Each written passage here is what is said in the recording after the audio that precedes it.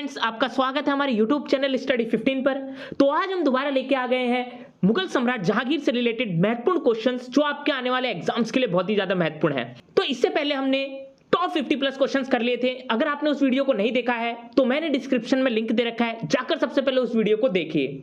तो इसमें भी आज हम सारे के सारे जो क्वेश्चन करेंगे वो सिलेक्टेड है और एग्जाम पॉइंट ऑफ व्यू से बहुत ही ज्यादा महत्वपूर्ण है। तो अगर आप किसी भी एग्जाम की तैयारी कर रहे हैं तो ये वीडियो बहुत ही ज्यादा महत्वपूर्ण साबित होगी, तो इसलिए वीडियो को अंत तक देखिएगा।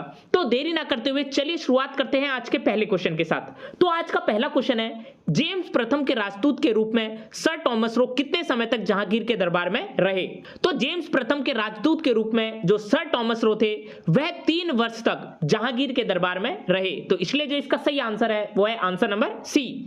आज का अगला प्रश्न, निम्न विदेशी यात्रियों में से किसने जहांगीर के शासनकाल में भारत की यात्रा की थी?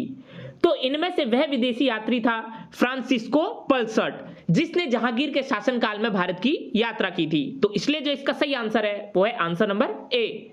आज का अगला प्रश्न, एक डच पर्यटक जिसने जहांगीर के शासनकाल का मूल्यवान विवरण दिया था, तो वह डच पर्यटक था फ्रांसिस्को पल्सर्ट, जिसने जहांगीर के शासनकाल का मूल्यवान विवरण दिया था। तो इसलिए जो इसका सही आंसर है वो है आंसर नंबर बी।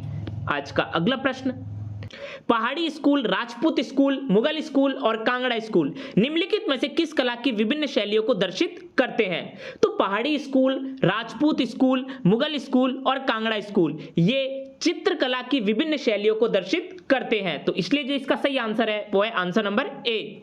आज का अगला प्रश्न, चित्रकारी किसके शासनकाल के दौरान अपने उच्चतम स्तर पर पहुंची? तो जो चित्रकारी थी वह जहांगीर के शासनकाल के दौरान अपने उच्चतम स्तर पर पहुंची। तो इसलिए जो इसका सही आंसर है वो है आंसर नंबर सी। आज का अगला प्रश्न, जहांगीर ने मुख्यतः निम्नलिखित में से किस कला को संरक्षण दिया था? तो जहांगीर ने मुख्यतः जो चित्रकला थी इसी को संरक्षण दिया था। तो इसलिए जो इसका सही आंसर है वो है आंसर नंबर बी। आज का अगला प्रश्न, निम्न में से कौन मुगल चित्रकला की विशेषता नहीं थी? तो इनमें से जो धार्मिक दृश्य था यह मुगल चित्रकला की क्या थी? विशेषता नहीं थी। तो इसलिए जो इसका सही आंसर है वो है आंसर नंबर बी। इसके अलावा दरबारी तथा सांस्कृतिक दृश्य, युद्ध के दृश्य और पौराणिक गाथाएं ये तीनों की तीनों मुगल चित्रकला की विशेषता थी। आज का अगला प्रश्न, मुगल चित्रकला के विषय में कौन सा कथन सत्य है? तो मुगल चित्रकला के विषय में पशु पक्षी और प्राकृतिक दृश्य, युद्ध दृश्य और दरबारी चित्रण ये तीनों के तीनों कथन सत्य हैं। तो इसलिए जो इसका सही आंसर है वो है आंसर नंबर डी। आज का अगला प्रश्न, मुगल चित्रकला में अग्र संक्षेपण का सिद्धांत अपनाया हुआ दिखाई देता है, तो जिससे निकट और दूर के व्यक्ति तथा पदार्थ एक ही परिप्रेक्ष्य में आ जाते हैं। तो ऐसा किसके प्रभाव के कारण हुआ? तो मुगल चित्रकला में अग्र संक्षेपण का जो सिद्धांत अपनाया हुआ दिखाई देता है, जिससे निकट और दूर के व्यक्ति तथा पदार्थ एक ही परिप्रेक्ष्य में आ जाते हैं, ऐसा प्रभाव पुर्तगाली के प्रभाव के कारण हुआ है। तो इसलिए जो इसका सही आंसर है वो है आंसर नंबर सी। आज का अगला प्रश्न, निम्न में से कौन जहांगीर के चित्रकार थे? तो इसमें से जो जहांगीर के चित्रकार थे वह थे अबुल हसन और अकारिजा। तो इसलिए जो इसका सही आंसर है वो है आंसर नंबर बी। आज का अगला प्रश्न, प्रसिद्ध चित्रकार मंसूर किसके काल में थे? तो जो ये प्रसिद्ध चित्रकार मंसूर थे यह जहांगीर के काल में थे। तो इसलिए जो इसका सही आंसर है वो है आंसर नंबर ए।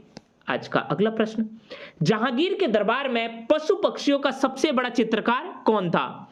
तो जहांगीर के दरबार में पशु पक्षियों का जो सबसे बड़ा चित्रकार था वह था मंसूर। तो इसलिए जो इसका सही आंसर है वो है आंसर नंबर डी। आज का अगला प्रश्न, जहांगीर कालीन निम्नलिखित में से किस एक चित्रकार को नादिर उल असर की उपाधि प्रदान की गई थी? तो जहांगीर कालीन जो मंसूर चित्रकार था इसे ही नादिर उल असर की उपाधि प्रदान की गई थी। तो इसलिए जो इसका सही आंसर है वो है आंसर नंबर डी। आज का अगला प्रश्न, निम्नलिखित में से कौन एक जहांगीरी चित्रकार था? तो इसमें से जो ये अबुल हसन था वह जहांगीरी चित्रकार था। तो इसलिए जो इसका सही आंसर है वो है आंसर नंबर बी। आज का अगला प्रश्न, जिस चित्रकार ने तुजुक ए जहांगीरी के मुख पृष्ठ के लिए चित्र बनाया था उसका नाम क्या था?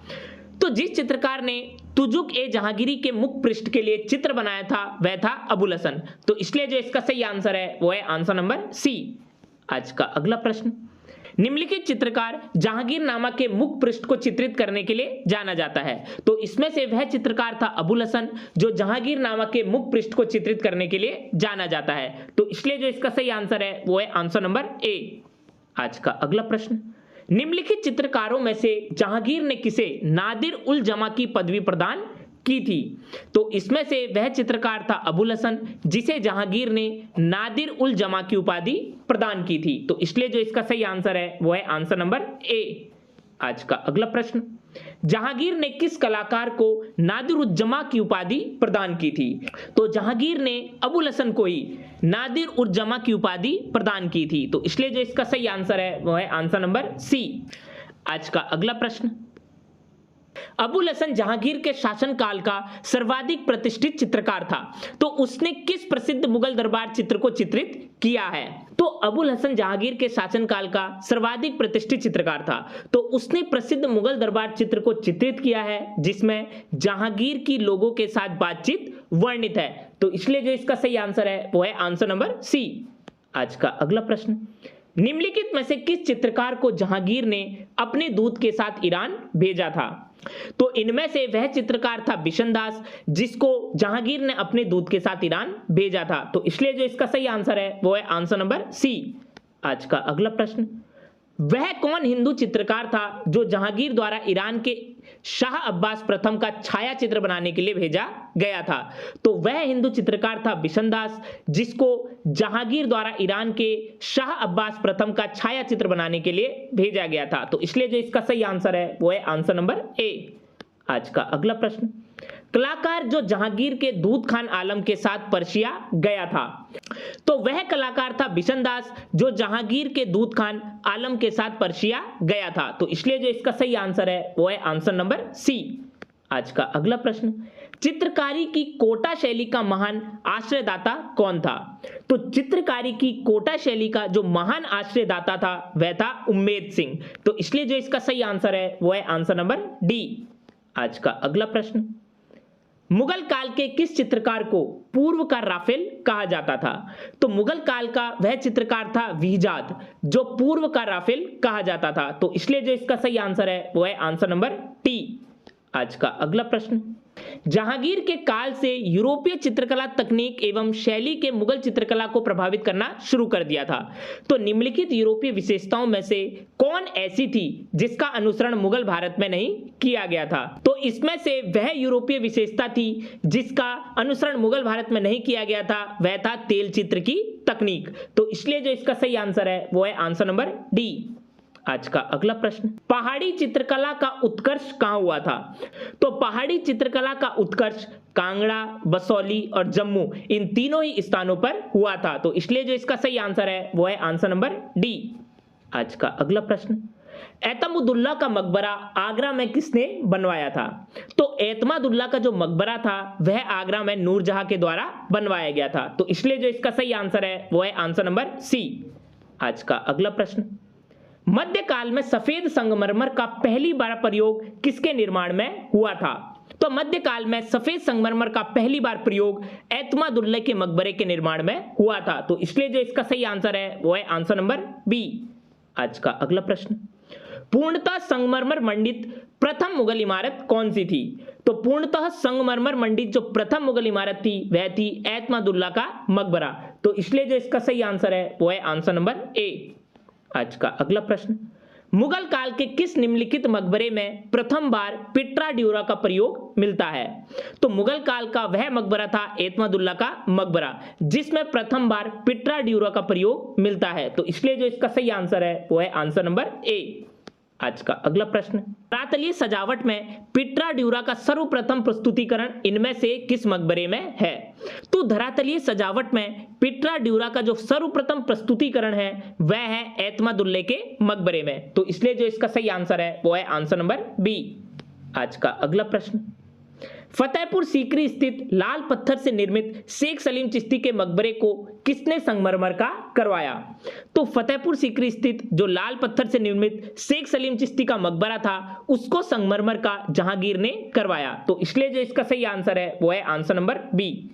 आज का अगला प्रश्न, सिकंदरा स्थित अकबर के मकबरे का निर्माण किसके द्वारा करवाया गया था? तो सिकंदरा स्थित जो अकबर का मकबरा था उसका निर्माण जहांगीर के द्वारा करवाया गया था। तो इसलिए जो इसका सही आंसर है वो है आंसर नंबर सी। आज का अगला प्रश्न, कश्मीर का शालीमार बाग किस मुगल सम्राट ने लगवाया? तो कश्मीर का जो शालीमार बाग था वह जहांगीर के द्वारा लगवाया गया था। तो इसलिए जो इसका सही आंसर है वो है आंसर नंबर डी।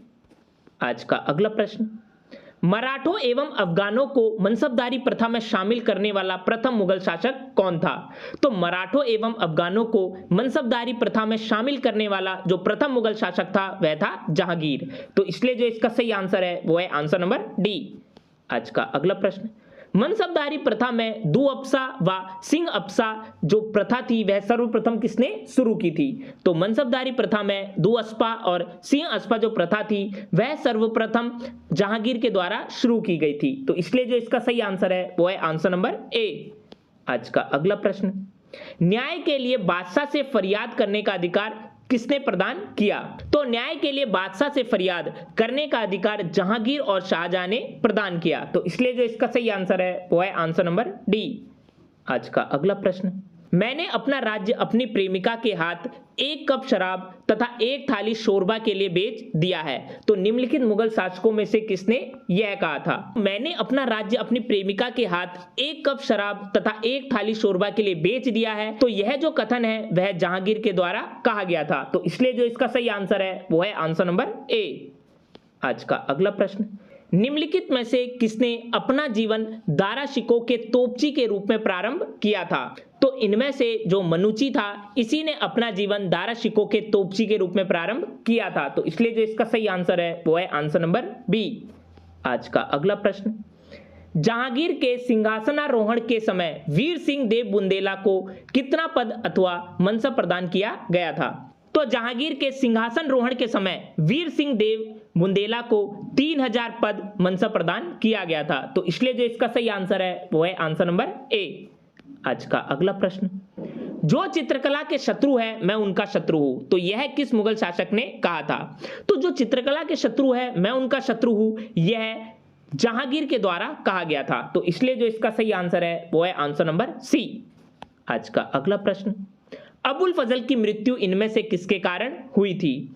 तो अबुल फजल की मृत्यु शहजादा सलीम के कारण हुई थी। तो इसलिए जो इसका सही आंसर है वो है आंसर नंबर बी। आज का अगला प्रश्न, इतिहासकार अबुल फजल का कत्ल किसने किया था? तो इतिहासकार अबुल फजल का कत्ल वीर सिंह देव बुंदेला ने किया था। तो इसलिए जो इसका सही आंसर है वो है आंसर नंबर डी। आज का अगला प्रश्न, अबुल फजल के हत्यारे को पुरस्कृत किसने किया था? तो अबुल फजल के हत्यारे को जहांगीर ने पुरस्कृत किया था। तो इसलिए जो इसका सही आंसर है वो है आंसर नंबर ए। आज का अगला प्रश्न, झेलम के तट पर 1626 ईस्वी में किसने जहांगीर एवं नूरजहां को बंदी बनाया था? तो झेलम के तट पर 1626 ईस्वी में जो महावत खां था इसने ही जहांगीर एवं नूरजहां को बंदी बनाया था। तो इसलिए जो इसका सही आंसर है वो है आंसर नंबर बी। आज का अगला प्रश्न, निम्नलिखित में से किसका मकबरा भारत से बाहर स्थित है?